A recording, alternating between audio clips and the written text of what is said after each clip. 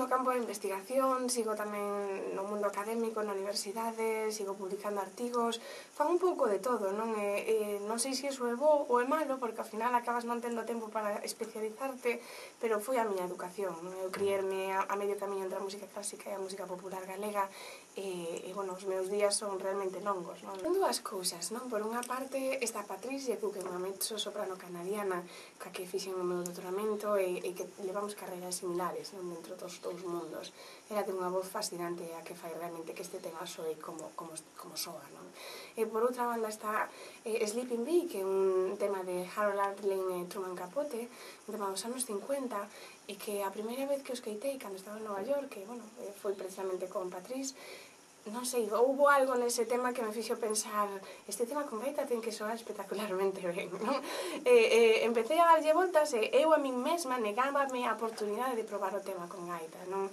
Bueno, ao final provei, non? Funcionou e é un tema que me emociona especialmente, non?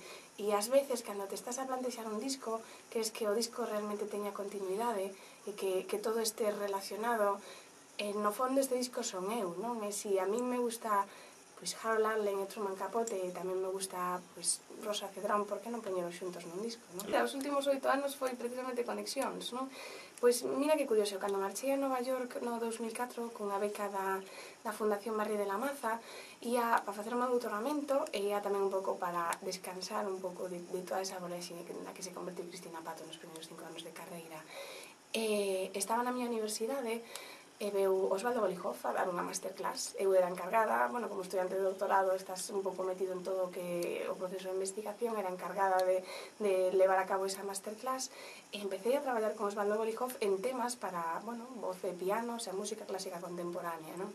Até que Osvaldo Golijov descubriu que eu tamén era gaiteira, que tamén tocaba un instrumento entre comillas exótico, non? Porque non hai que olvidar que a gaita galega naquel país é exótico, e empecé a traballar con el. El foi o que me levou a Yo-Yo Ma, el foi o que me invitou ao Festival de Brau da Orquesta Sinfónica de Boston, en Tanglewood, e precisamente dunha noite dun workshop que din na Boston Symphony, pois foi cando empecé a traballar con Yo-Yo Ma. As 2 semanas estaba con el no Carnegie Hall, facendo, bueno, pois reportaxes para o New York Times, é algo que agora o estou contando e parece como unha película, pero é increíble, o sea, non son capaz de imaginar fai 15 anos o que me podía esperar, non sendo gaiteira profesional.